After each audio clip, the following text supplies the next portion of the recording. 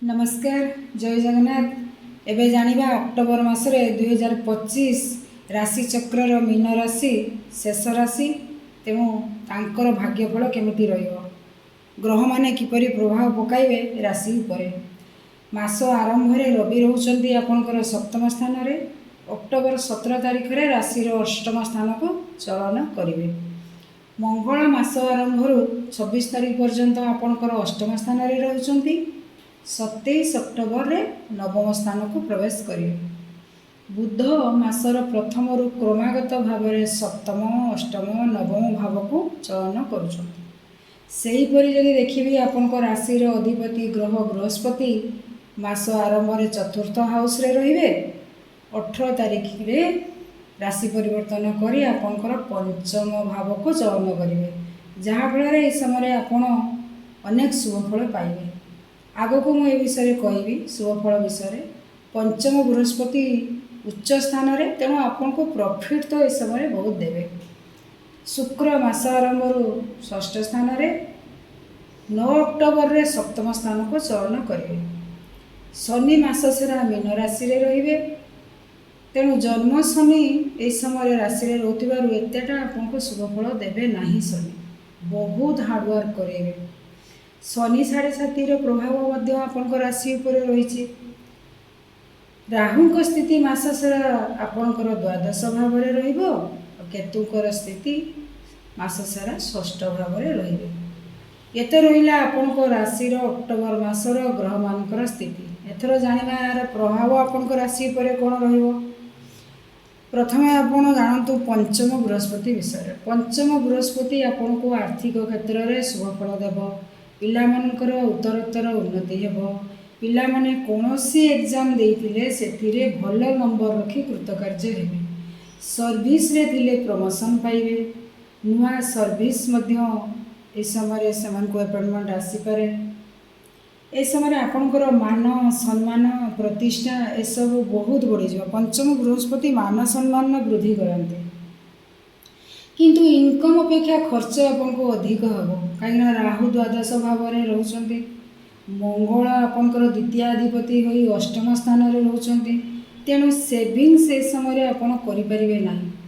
हठात उपरे किछि ना किछि काम आजिबो, आपन को खर्चांत कराई देबो। सेति प्रति सतर्क रहिबे। ए मासरे शनिकर प्रभाव राशि उपरे थिबारु बहुत परिश्रम आपन को ए समय आपन को कराउथिबो।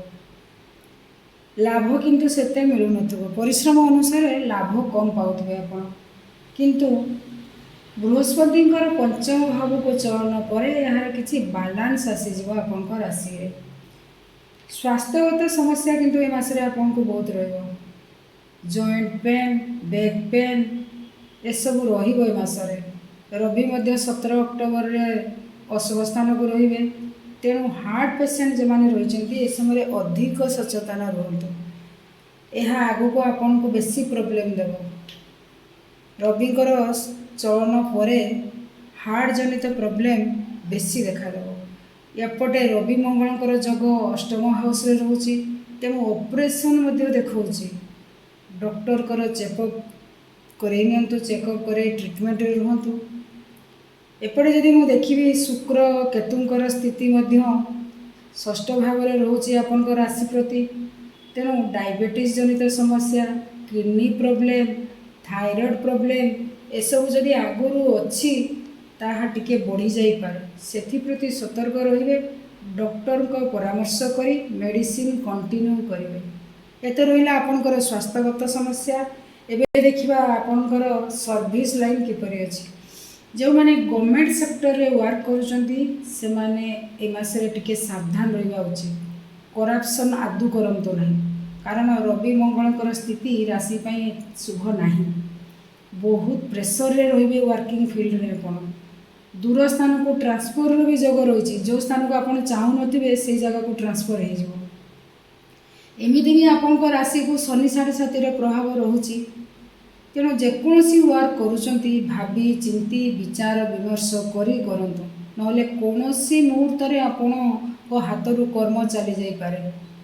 जो मैंने विशेषकर करप्शन में लिप्त रही शनि ए समय आपन को दंडित करेंगे, तेणु सावधान रही जातु। ए समय ଯେଉଁମାନେ ରିସର୍ଚ୍ଚ ଲାଇନ୍ରେ ଅଛନ୍ତି ସେମାନେ ଏ ମାସରେ ସକ୍ସେସ୍ ସଫଳତା ଏମାନଙ୍କୁ ନିଶ୍ଚୟ ମିଳିବ। କାହିଁକିନା ବିଦ୍ୟାର୍ଥୀମାନେ ଏହି ସମୟରେ ସଫଳତା ପାଇବା ସାଙ୍ଗରେ ପଞ୍ଚମରେ ବୃହସ୍ପତି ରହିଲେ ପିଲାମାନେ ବିଦ୍ୟା କ୍ଷେତ୍ରରେ ଉତ୍ତରୋତ୍ତର ଉନ୍ନତି କରିଥାନ୍ତି। ତେଣୁ ଷ୍ଟୁଡେଣ୍ଟମାନଙ୍କ ପାଇଁ ଏ ମାସଟି ବହୁତ ହି ଶୁଭ ଫଳ ଦେବ। ବିଦ୍ୟାରେ ଏମାନେ ମନୋନିବେଶ କରି ପାଠ ମଧ୍ୟ ପଢ଼ିବେ।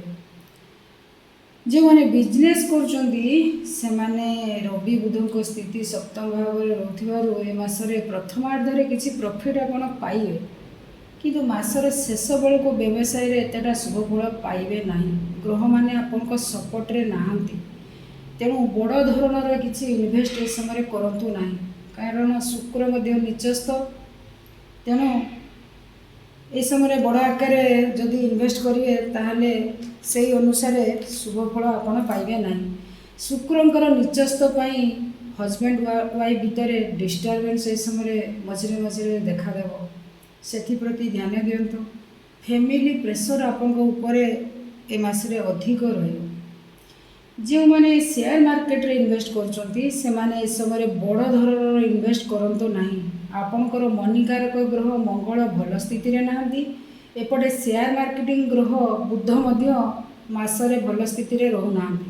ତେଣୁ ଆପଣ ଇନଭେଷ୍ଟ କଲେ ଲସ୍ରେ ପଡ଼ିବେ। ତେଣୁ ଏପ୍ରତି ଆପଣ ସାବଧାନ ରୁହନ୍ତୁ। ଆଉ ଯଦି ଆପଣଙ୍କର ମୁଁ ଦେଖିବି ମଙ୍ଗଳଙ୍କର ଅଷ୍ଟମ ସ୍ଥିତି ଯୋଗୁଁ ଏ ମାସରେ ଗାଡ଼ି କିଣିଲା ବେଳେ ସାବଧାନ ରୁହନ୍ତୁ। କାରଣ ଗାଡ଼ି ମୁଁ ପରାମର୍ଶ ଦେବି କିଣନ୍ତୁ ନାହିଁ ମାସରେ ଜମା।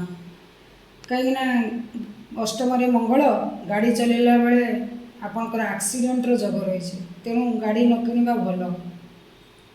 ଯେଉଁମାନେ ଲଭ୍ ରିଲେସନରେ ରହିଛନ୍ତି ସେମାନେ ଶୁକ୍ରଙ୍କର ଅଶୁଭ ସ୍ଥିତି ଯୋଗୁଁ ଏତେଟା ଶୁଭଫଳ ପାଇବେ ନାହିଁ। ପରସ୍ପର ଭିତରେ ସବୁବେଳେ ମତ ପାର୍ଥକ୍ୟ ଦେଖାଦେବ, ଡିଷ୍ଟର୍ବାନ୍ସ ଦେଖାଦେବ। ତେଣୁ ସେଥିପ୍ରତି ସଚେତନ ରୁହନ୍ତୁ। ଏ ମାସ ମୋଟାମୋଟି ଯଦି ଦେଖିବି ଆପଣଙ୍କର ଗ୍ରହସ୍ଥିତି ଅନୁସାରେ ମୀନ ରାଶି ପାଇଁ ଏତେଟା ଶୁଭଫଳ ରହୁନାହିଁ। ଏପଟେ ଶନି 7.5ର ପ୍ରଭାବ ରାଶି ଉପରେ ରହୁଛି।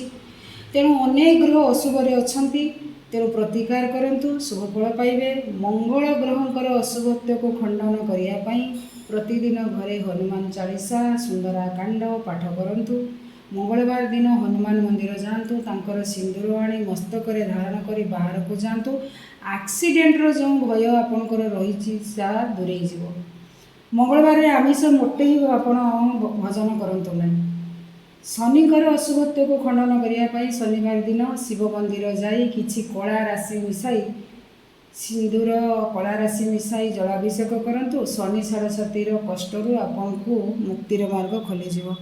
ଏସବୁ ପ୍ରତିକାର କରନ୍ତୁ, ଗ୍ରହଙ୍କର ଶୁଭଫଳ ଆପଣ ନିଶ୍ଚୟ ପାଇବେ। ରହିଲି।